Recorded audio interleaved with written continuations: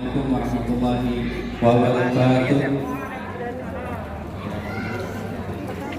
Alhamdulillahi rabbil alamin wa bihi nasta'in ala umuri dunya waddin wa ala alihi wa sahbihi ajma'in. Bapak-bapak dan ibu-ibu yang dirahmati Allah Subhanahu wa taala, mudah-mudahan gak bosan ya dengarnya. Dari tadi dengerin aja, giliran saya kapan? Agenda kita mudah-mudahan bisa dipercepat, tidak usah lama-lama. Yang jelas, yang pertama, saya sangat senang dengan kehadiran Bapak Ibu semuanya di rumah Allah Subhanahu wa taala ini, terutama sama bapak-bapak yang hadir. Ya, bisa dihitung bapak yang hadir sama ibu banyakan mana? Banyakan ibu-ibu ya. Padahal sebenarnya saya berharap yang banyak datang tuh bapak-bapak. Kenapa? Karena sebenarnya keberhasilan dalam pendidikan anak terutama di dalam Al-Quran itu yang paling penting, yang paling besar porsinya adalah bapak-bapak, ayah, bukan ibu.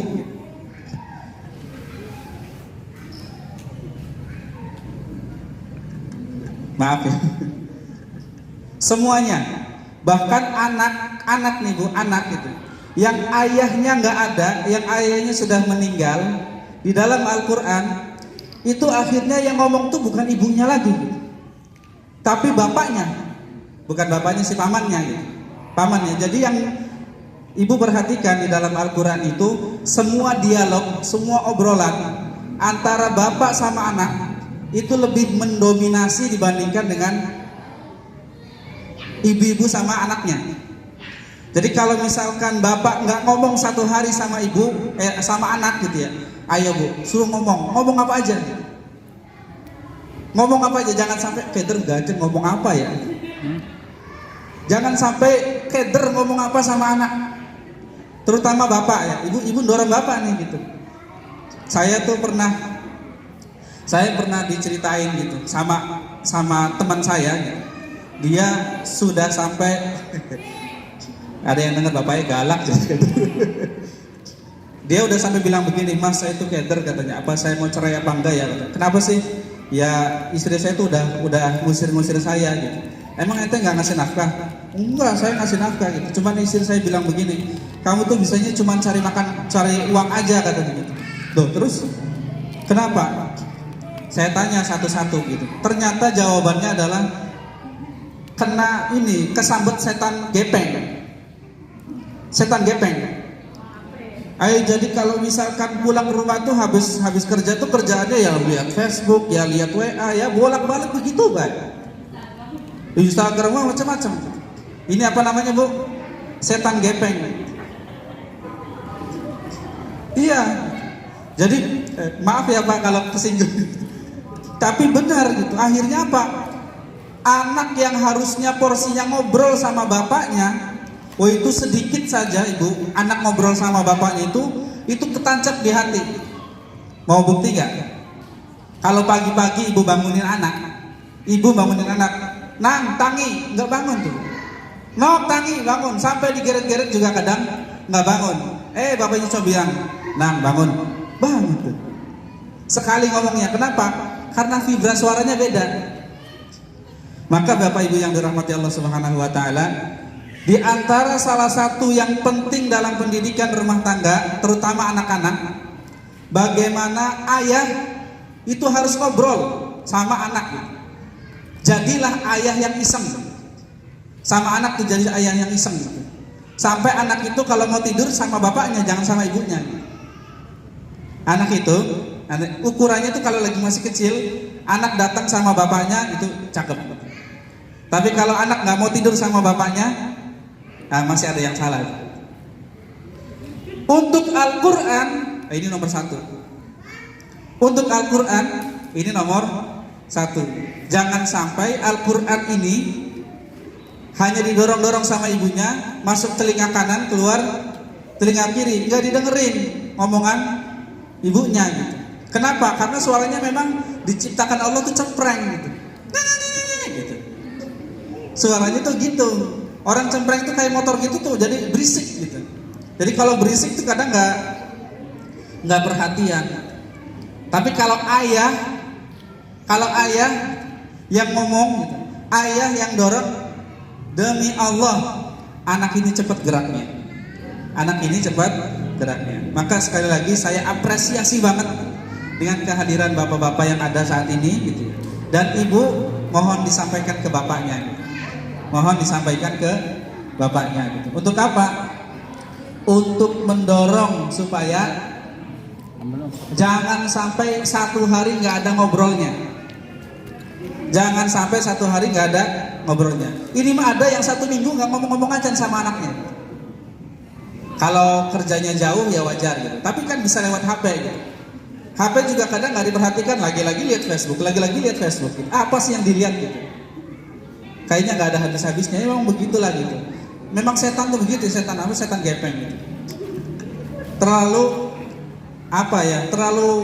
nafsu kita ini terlalu habis sama setan gepeng ini. Nah, ibu yang dirahmati Allah Subhanahu wa taala, saya mengundang Bapak Ibu semuanya di sini gitu ya, dikumpulkan semuanya gitu. Dalam rangka satu hal.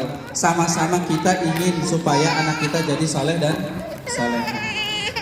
Dan saya nggak nakut-nakutin. Saya cuma ingin bilang, nanti yang mempertanggungjawabkan kita, anak-anak kita kehadiran Allah Subhanahu wa taala itu bukan guru. Bukan guru, tapi kita selaku orang tuanya. Udah saya sekolahin, emangnya nggak dilihat sekolahnya? Enggak. Yang dilihat oleh Allah Subhanahu wa taala adalah kitanya selaku orang tuanya. Nggak cukup hanya sekedar mendorong sekolah saja. Nggak cukup hanya sekedar dorong supaya sekolah gitu. Tetapi diperhatikan apa yang engkau pelajari, apa yang engkau perhatikan, apa yang engkau lihat gitu. Kemarin di Rumah Tafid Brondong, Ulil Brondong sudah diberikan tugas membantu orang tua, bener ya Bapak Ibu ya? Itu ingin saya terus gitu. Kenapa? Karena percuma kalau punya hafalan, punya Al-Quran tapi nggak punya adab, nggak punya akhlak. Anak-anak tinggi-tinggi tapi nantinya jadinya sombong. Percuma. Kalau sombong itu akhirnya hilang Al-Qurannya. Al-Qurannya jadi hilang. Nah, Bapak Ibu yang dirahmati Allah Subhanahu wa taala, ada beberapa hal yang ingin saya sampaikan kepada Bapak Ibu semuanya dan untuk mempermudah kita. Kenapa? Saya ingin bercerita sedikit. Ini anak saya nih. Hanya testimoni sifatnya ya. Cuman saya merasakan betul itu dari Allah. Testimoni. Saya sedang ada undangan. Anak-anak pengen berenang. Anak-anak ini pengen berenang di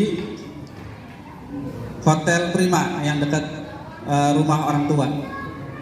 Cuman karena saya tidak bisa mendampingi gitu, dan orang tua juga lagi sakit gitu, akhirnya dititipin sama adik saya gitu. Cuman memang nggak satu anak bawanya ada 4 bawahnya tuh. Jadi dan kecil-kecil kan, jadi harus diperhatikan semua. Nah, sudah saja saya berangkat asar, kemudian anak-anak juga berangkat ke kolam renang dengan titipan satu sudah. Dan saya memang tidak berniat untuk lihat anak gitu. Pokoknya karena orang tua lagi sakit, kemudian anak-anak juga sudah dititipkan ke adik, ya sudah berenang saja gitu. Akhirnya kita selesai acara pulang ke rumah orang tua, buka ke kolam renang. Kenapa? Ya saya pikir sudah sama anak-anak lagi, sudah sama pamannya begitu. Rupanya setelah ngelihat orang tua sudah enakan, alhamdulillah. Waktu itu ini juga menjadi bagian dari kita nih, bagian dari kebiasaan kita. Bapak Ibu harus punya target dalam satu hari itu bisa membaca berapa halaman. Target 1 juz, alhamdulillah. Kalau nggak bisa, ya setengah juz. Kenapa? Nanti saya ceritakan. Saya belum selesai tuh menyelesaikan target bacaan saya. Nah akhirnya saya baca Quran, baca dulu Quran. Memang harus menjadi kebiasaan. Dan itu nggak mesti nunggu maghrib supaya baca Quran, nggak mesti nunggu pada asar atau pada subuh untuk baca Al-Quran. Kapan saja kan boleh, bener nggak? Nah itu asar tuh setelah acara ini saya baca Quran. Hanya subhanallah baru 1 halaman saya baca Al-Quran, belum selesai target yang saya harapkan gitu. Itu hati saya kok rasanya nggak tenang. Kemudian seperti ada yang mendorong-dorong, seperti ada yang mendorong-dorong. Demi Allah seperti ada yang mendorong. Akhirnya Al-Quran ini, Al-Quran saya baca, buka di HP, saya taruh di kantong. Biasanya saya bawa kendaraan, ini nggak saya bawa kendaraan. Saya seperti ada yang dorong berjalan cepat ke tempat kolam renang. Subhanallah, ibu bapak yang dirahmati Allah Subhanahu wa taala. Setelah saya datang ke sana, yang pertama ingin saya perhatikan tentunya anak-anak. Ya kan? Tentunya anak-anak itu. Yang saya dapati, anak-anak yang lain mah alhamdulillah selamat, ini nggak bisa berenang gitu. Itu sudah tenggelam.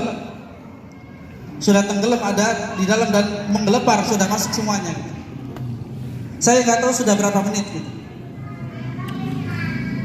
Kemudian ya saya refleks lah, saya ambil anaknya gitu. Alhamdulillahnya masih masih ada respon. Akhirnya saya jungkirkan supaya airnya keluar semua. Dalam hati saya cuma satu, ya Allah berkahnya Quran, ya Allah berkahnya Quran, ya Allah berkahnya Quran. Kalau saya terlambat sedikit, bisa jadi anak saya udah almarhum. Dalam hati saya, ya Allah terima kasih, ya Allah terima kasih. Sudah tidak menyalahkan siapapun gitu. Kenapa? Karena seolah-olah Allah mendorong, entah itu malaikatnya, entah itu apanya gitu. Itu mendorong ibu supaya apa? Supaya cepat gitu. Biasanya jalannya santai, ini jalannya rada buru-buru. Biasanya bawa kendaraan, ini harus jalan. Walaupun agak jauh, ya nggak masalah gitu. Ternyata itu tadi sedang ini ramai orang di situ, nggak ada yang memperhatikan satupun. Nggak ada yang memperhatikan satupun gitu. Pas saya angkat itu semuanya pada melihat semua gitu. Pas saya angkat semuanya melihat, subhanallah. Dan perhatiannya menuju gitu. Alhamdulillah anak ini akhirnya rada trauma. Walaupun ini belum 4 tahun usianya, tapi rada trauma gitu. Jadi megang saya kuat sekali gitu. Megang saya kuat sekali karena trauma itu tadi gitu. Demi Allah di dalam benak saya, di dalam hati saya itu, ini barokahnya Quran. Itu saja ingat saya gitu. Karena ngurusi Quran, karena ngurusi orang-orang yang senang dengan Al-Quran. Dan saya yakin ibu dan bapak juga pasti pernah merasakan hal yang demikian. Al-Quran itu barokah bapak ibu. Al-Quran itu barokah. Al-Quran itu membuat kita menjadi, yang 1 hurufnya aja pahalanya 10 kali lipat. Apalagi 1 halaman, kira-kira berapa tuh? 1 baris itu kurang lebih sekitar 15 sampai 16 huruf. Belum dengan harokatnya. La aqulu alif lam mim harfun walakin alif harfun, lam harfun, wa mim harfun gitu. 10. Kalau 1 baris itu kan ada 15 baris ya. 1 halaman itu ada 15 baris. Jadi bisa dikali itu berapa? Dan dikali-kali lipat gitu. Betapa barokahnya hidup yang setiap hari membaca Al-Quran. Maka Bapak Ibu yang dirahmati Allah, Rumah Tahfidz Ulil Albab tidak ingin hanya sekedar mengeluarkan anak supaya bisa baca Quran. Bisa sih buat apa? Kalau nggak senang baca Quran. Rumah Tahfidz Ulil Albab tidak ingin keluar anak hafal Quran. Hafal aja sih buat apa?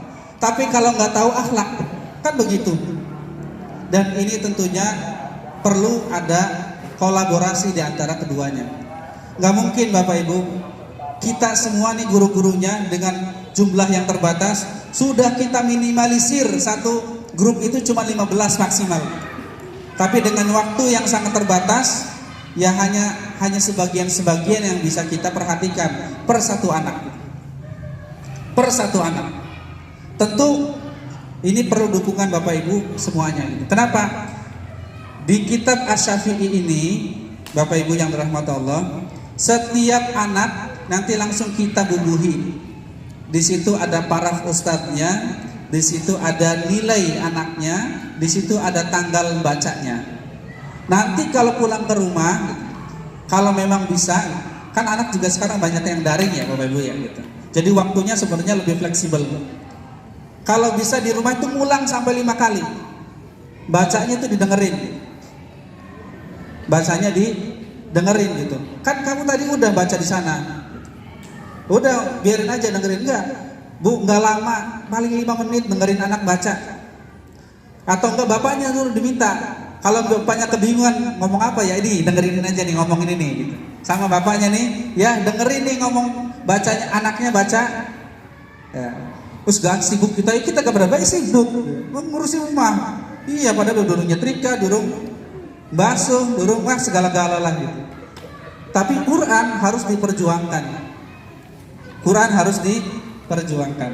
Ini tujuan kita Bapak Ibu yang dirahmati Allah. Jadi tidak cukup kalau hanya sekedar dari rumah tahfidz, yang penting kan sudah belajar, pulang ya sudah gitu. Enggak gitu. Enggak gitu. Justru tanggung jawab yang paling besar gitu. Tanggung jawab yang paling utama bagi anak-anak kita adalah bagaimana anak-anak ini senang dengan Al-Qur'an. Maka nanti Ibu bisa lihat di setiap lembarnya yang dibaca oleh anak-anak itu wajib kita guguhi nilainya gitu. Nah kalau misalkan kurang terus diperhatikan supaya anaknya lancar gitu. Sama kayak ibu baru nemu alamat 1 kali lupa ingat, bener nggak? Nyari alamat nih 1 kali lupa kan gitu. 2 kali lewat, 3 kali lewat, 4 kali lewat, 5 kali lewat, oh insya Allah sudah nempel di setiap detailnya tempat. Begitu juga dengan Al-Quran. Walaqad yassarnal Qur'ana lidzikri fahal mim mudzakir. Hanya itu saja sebenarnya Quran itu. Cuman ngulang-ngulang asal satu, jangan kena setan gepeng. Kalau udah kena setan gepeng, wah repot, susah gitu. Makanya yuk sama-sama kita perhatikan, yuk sama-sama kita perbaiki. Bapak Ibu yang dirahmati Allah Subhanahu wa taala, nanti ketika kita masuk ke alam mahsyar,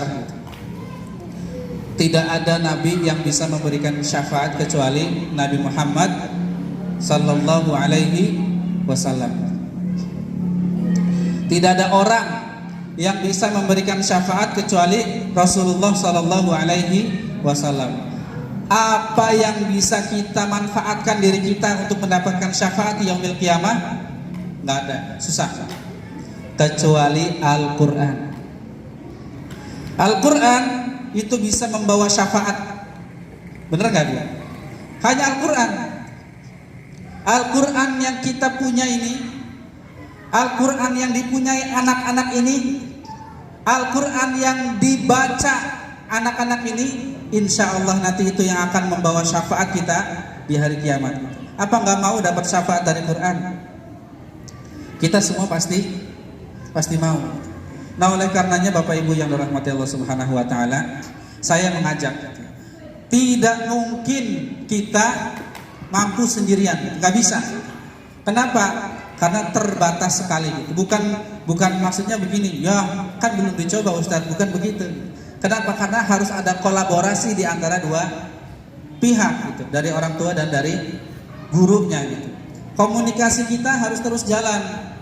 Bagus tuh ada yang menyampaikan, Ustadz, ada orang tua yang menyampaikan begini di rumah tahfidz, anak saya itu kok kalau disuruh sholat susah, anak saya itu bacanya gitu-gitu aja, saya tuh pengen anak saya juga bacanya rada bagusan, rada hebatan gitu.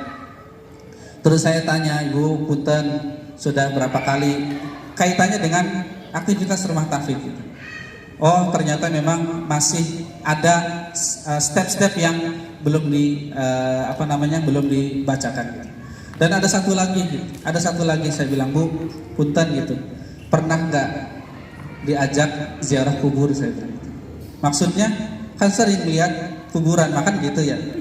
Enggak, ziarah kubur itu untuk kita bisa memperhatikan bagaimana kita pasti mati gitu. Kalau tadi kata Pak Kiai mah menyampaikan nyawa kan gitu, disampaikan pasti dipertanggungjawabkan nyawanya. Pertama siang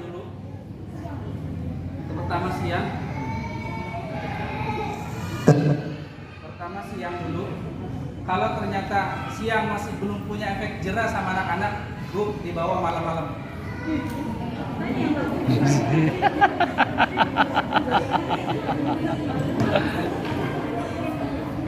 Kalau ibu masih takut sama ada setan, sama ada jin, itu Al-Qur'annya ada yang salah. Ya,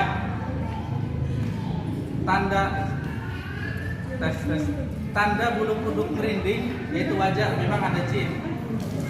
Tapi kalau misalkan kita takut karena ada jin, itu akidah kita yang salah. Demi Allah ini benar itu. Kalau misalkan sampai kita pernah membawa ziarah kubur ke anak-anak kita gitu, insya Allah akan berubah. Perhatikan, kenapa? Karena ini ujungnya dari hidup manusia. Kalau manusia bisa hidup dengan baik gitu ya, ketika dia bisa ziarah kubur, bisa tazkiyatun nafas istilahnya begitu, maka insya Allah ada perubahan dari sisi anak-anak kita. Tapi bukan berarti anak kita disuruh takut mati terus, enggak gitu maksudnya, enggak gitu. Supaya dia tahu betapa orang itu pasti mati, betapa semua orang itu pasti mati. Sehingga apa? Sehingga tadi gitu, apa sih yang mau kita bawa? Apa yang paling penting kita bawa? Tentunya Al-Quran Al-Karim. Dan dengan ibadah yang lain, dengan akidah yang benar gitu. Tapi benar Ibu gitu, ini bisa membuat hati orang menjadi lembut. Ini bisa membuat hati anak-anak kita menjadi lembut, insya Allah gitu. Tadinya saya pengen bikin program ini gitu untuk anak-anak rumah tahfidz gitu. Cuman mohon maaf belum ada kesempatannya, terutama akomodasinya gitu. Tapi insya Allah saya minta izin untuk ziarah kubur, bukan hanya untuk mendoakan orang meninggal yang ada di situ gitu. Kalau ibu dekat rumahnya di mana gitu, atau di RK atau di mana, lihat aja gitu, masuk gitu. Walaupun nggak ada saudara, perhatikan. Kenapa? Karena kebiasaan Nabi ziarah kubur. Kata Rasulullah, dulu saya mengharamkan ziarah kubur. Kenapa? Karena dijadikan sebagai alat minta-minta, sebagai kesyirikan. Tetapi sekarang saya justru malah menganjurkan, kata Rasulullah SAW. Untuk apa? Untuk menjadi tazkiyatun nafas. Apa sih tazkiyatun nafas itu? Mensucikan jiwa kita, mensucikan batin kita. Dan Al-Quran akan terasa lebih indah, Al-Quran akan terasa lebih baik. Nah, oleh karenanya Bapak Ibu yang dirahmati Allah Subhanahu wa taala, ada satu hal yang juga harus diperhatikan. Ketika kita melaksanakan ujian kenaikan jenjang, kita minta maaf sekali. Tidak semua santri bisa kita ajukan untuk ujian. Kenapa? Karena menurut para pembinanya, memang anak ini belum layak untuk ujian pada jenjangnya tersebut gitu. Nah, kita minta tolong sama Bapak Ibu semuanya gitu, untuk terus memotivasi, untuk terus menyemangati. Ayo nak, kamu nanti pasti bisa. Ayo nak, kamu pasti bisa. Kalau misalkan, nah, bedanya ujian jenjang kita dengan ujian kelulusan pada umumnya, kita tidak pernah menyatakan tidak lulus. Kita hanya menyatakan anaknya mengulang. Apa sih Bu? Mengulang. Apa bedanya mengulang sama nggak lulus? Pada baik aja yang sama. Kalau mengulang itu dia diberikan kesempatan 2 minggu. Untuk apa? Untuk baca-baca lagi di levelnya itu. Untuk baca-baca lagi di jenjangnya itu gitu. Untuk lagi menghafal kembali hafalannya di jenjangnya itu. Misalkan Qiraah 2 jenjangnya itu dari mulai surat Al-Quraisy sampai dengan surat An-Nas, hafalannya kan begitu. Nah, kalau ada yang tidak hafal dari surat ini gitu, kita pasti wajib ulang. Nggak boleh lulus. Kenapa? Harus nurut gitu. Dia sudah punya hafalan misalkan juz 29, ternyata ininya belum hafal, nggak kita luluskan. Bukan nggak kita luluskan, tidak mengulang. Dan waktunya diberikan waktu bisa seminggu, bisa 2 minggu gitu. Nah, kewajiban Bapak Ibu adalah terus mengingatkan supaya anaknya terus mengulang gitu. Ketika ada ujian susulan ini, maka anak bisa lulus. Kalau masih belum juga, yang ulang lagi. Kalau masih belum juga, yang ulang lagi. Bedanya sama yang lulus, dia langsung masuk ke jenjang berikutnya. Tapi kalau yang belum, ngulang gitu. Kalau yang dirasa memang belum direkomendasikan, nah ini bedanya, maka dia harus mengikuti ujian kenaikan jenjang di 2 bulan berikutnya. Jadi kalau misalkan anak ini ada yang bilang, "Tad, ini cepetan banget sih," gitu. Ini kita aja mengenal harokat hamzah aja ini lama gitu. Nggak apa-apa ibu, kan kita mengapresiasi anak yang cepat. Ada juga memang yang lama bacanya, benar nggak? Kita apresiasi dua-duanya gitu. Yang cepat kita buat ketentuannya, yang lama juga kita buat ketentuannya. Supaya apa? Supaya semuanya bisa diakomodasi, supaya semuanya bisa diperhatikan. Jangan sampai yang cepat-cepatnya aja yang diperhatikan, tapi yang lamanya tidak. Jangan sampai yang lamanya saja yang diperhatikan, yang cepatnya enggak. Nah ini supaya apa? Supaya berimbang gitu. Makanya mohon maaf, target kita selesai itu 2 tahun sebenarnya, dengan hafalan juz 30, juz 29 dan juz 1. Kalau misalkan ingin lanjut sampai 30 juz, insya Allah bisa. Yang saya sampaikan tadi di awal, alhamdulillah kita dikasih amanah baru. Ada rumah cukup besar, bisa dibuat untuk menjadi karantina, mondok gitu, istilahnya untuk menghafal Quran. Sebenarnya menghafal Quran itu nggak lama. Sebenarnya menghafal Quran itu nggak lama. Yang lama itu malasnya. Yang lama itu malasnya. Nah, dan perang kita itu melawan malas gitu. Padahal malas itu perbedaannya hanya 1 langkah. Contoh nih Bu, bahasa anak sekarang itu mager gitu. Mager, apa sih mager tuh? Malas gerak gitu. Itu kalau kita sudah melangkah 1, itu sebenarnya mudah gitu. Cuman tinggal bangun aja gitu. Perbedaannya itu cuma 1 langkah itu, hijabnya itu cuma itu aja gitu. Nah itu yang harus kita perhatikan betul bagi anak-anak kita gitu. Sama ketika kita minta ayah kita gitu, ibu-ibu minta suaminya, nang lagi ya gitu. Ngobrol, pokoknya punya program ngobrol 1 hari sama anak gitu. Ya, jangan sampai pulang dari sini nggak ngobrol sama anak gitu. Pokoknya kalau nggak ngobrol ya dicari, pokoknya ngomong apa aja lah. Jangan sampai nggak ngobrol. Nah, ibu-ibu yang dirahmati Allah Subhanahu Wa Taala, demikian gambarannya gitu, yang menjadi ungkapan kita, yang menjadi kegelisahan kita gitu. Bagaimana kita bisa berkolaborasi antara orang tua dan anak, bagaimana kita bisa menjaga supaya kehidupan anak-anak kita dekat dengan Al-Quran. Nanti kalau sudah masuk tilawah, Bapak Ibu yang dirahmati Allah, kalau sudah masuk jenjang tilawah, anak-anak sudah punya kewajiban membaca Al-Quran. Tentunya Bapak Ibunya juga harus baca Quran. Jangan suruh anaknya aja yang baca gitu. Tapi Bapak Ibunya juga senang baca Quran. Kenapa itu saya bilang tadi? Seandainya kita semua ini membaca Al-Quran dalam 1 hari 1 juz, subhanallah, betapa barokahnya keluarga ini. Kenapa? Ibu sodakoh 1 hari hitungannya 1 kan? Sama Allah mau 10 juta, mau 1 juta, sama hitungannya gitu. 1 kali pahala gitu. Al-Quran hanya membaca, pahalanya berlipat-lipat.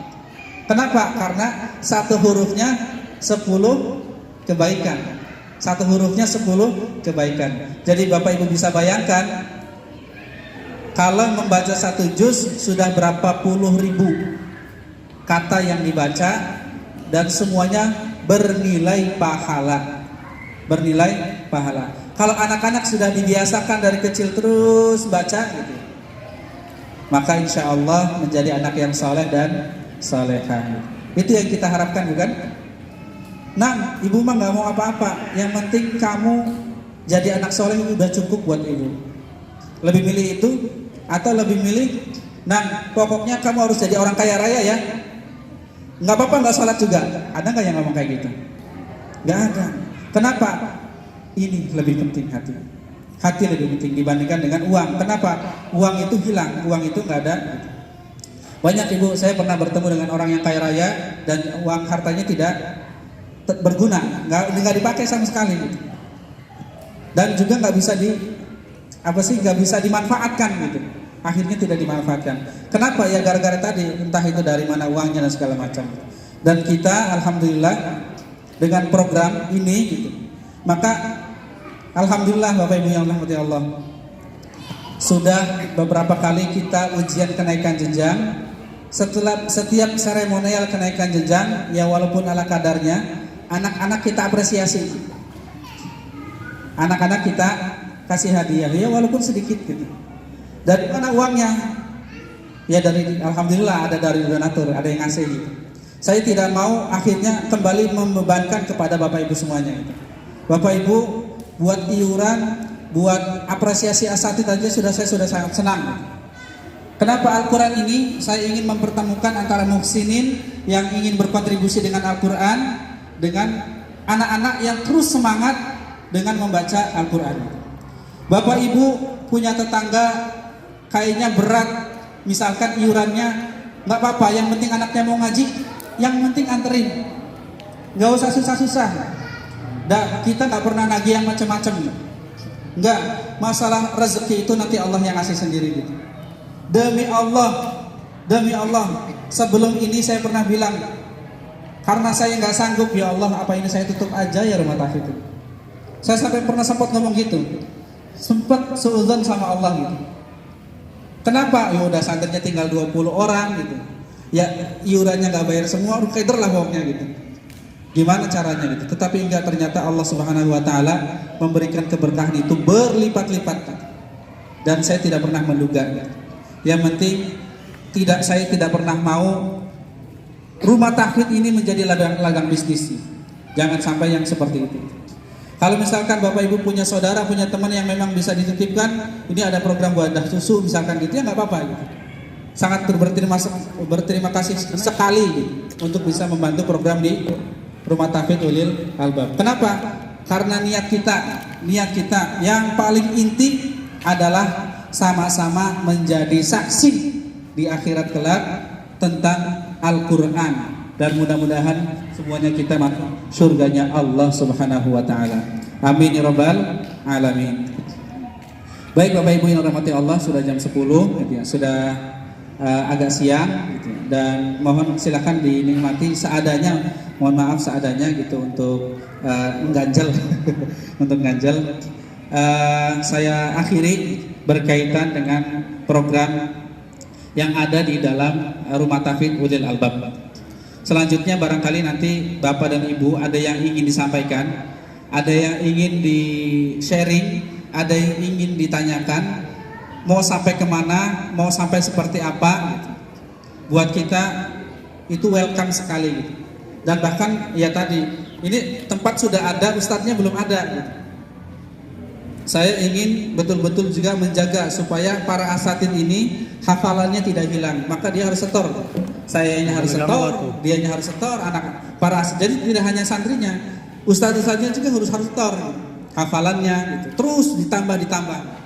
Jangan sampai kita ngajari tapi kitanya sendiri kurang Al-Qur'annya. Demikian Bapak Ibu yang dirahmati Allah, mudah-mudahan ada manfaatnya. Assalamualaikum warahmatullahi wabarakatuh.